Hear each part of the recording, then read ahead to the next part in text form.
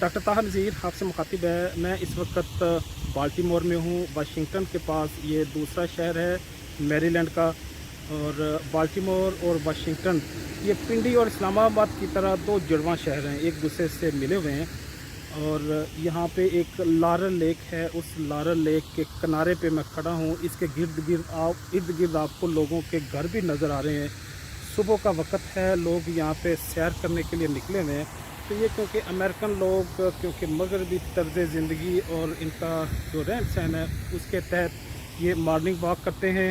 इनका एक healthy lifestyle है, एक्सरसाइज को बड़ी तरजीह देते हैं। अपने फूड को, रोज़मर्रा की ज़िंदगी की एक्टिविटीज़ को, उनके स्केजुअल को उनको बाकायदा प्लान करके आगे चलते हैं। तो ये सिस्टम डेवलप करने में सदियां लग गई होंगी, ठीक है, लेकिन अवाम का भी रोल इसमें है। अवाम क्योंकि जैसे लोग होंगे ऐसे ही हुक्मरान होंगे। तो कुरान का भी फैसला है, इन्नल्लाह ला युगय्यिरु मा बिकौमी हत्ता युगय्यिरु मा बिअनफुसिहिम। जब तक आप अपने आप को नहीं बदलते, खुदा ने आज तक उस कौम की हालत नहीं बदली, ना हो जिसको ख्याल आप अपनी हालत के बदलने का। ये अल्लामा इकबाल ने भी शेरी ज़ुबान में इस कुरान की आयत की तफसीर कर दी।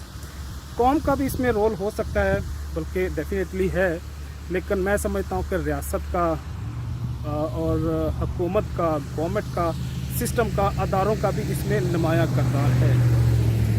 अगर इनका किरदार है, सिर्फ ये नहीं है कि इन्होंने साइंस और टेक्नोलॉजी, डेवलपमेंट, लाइफस्टाइल और क्वालिटी ऑफ लाइफ में इन्होंने इम्प्रूव किया। ज़िंदगी के हर मोड़ पे, हर सतह पे इन्होंने तरक्की की।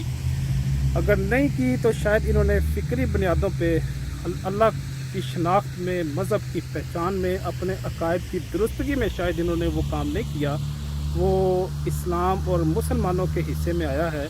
अगर वो भी आ जाए तो मैं समझता हूँ कि ये खित्ता ज़मीन पे, इस कुर्रा अर्ज़ पे, on the face of earth पे बेहतरीन कौम हो सकती है, अगर ये अपने अकायद, अपनी फ़िक्री बुनियादी की भी तस्हीह कर ले।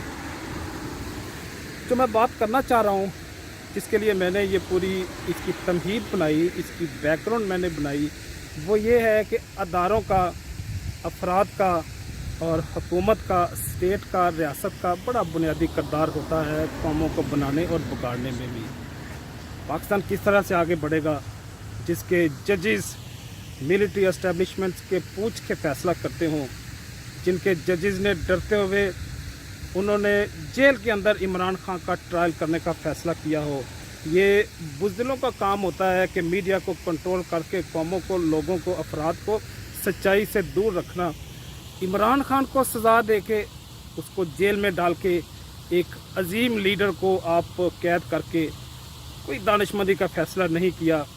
जितनी जल्दी हो सके, मैं पीटीआई का वर्कर नहीं हूँ, मैं इमरान खान की ज़ात और उसकी शख्सियत को पसंद करता हूँ, लेकिन मैं क्योंकि कई सारी उसकी बातों से अख्तलाफ भी करता हूँ, लेकिन इसके बावजूद आपको कोई हक़ नहीं है कि उस पर जुल्म करें, एक बेकसूर को जेल में रखें, एक अजीम कायद और रहनुमा सियासी लीडर को बला जवाज़ कैद में रखें। और एक और नुक्ता मैं यहाँ पे बता दूँ कि पाकिस्तान के जुडिशल सिस्टम पे, पाकिस्तान की अदालतों पे ये तमाचा है कि तुम अगर एक एक्स प्राइम मिनिस्टर को इंसाफ नहीं दे सकते तो तुम किसी को भी नहीं इंसाफ दे सकते। तुम एक मफलूज अदारा हो और कौम पे बोझ हो।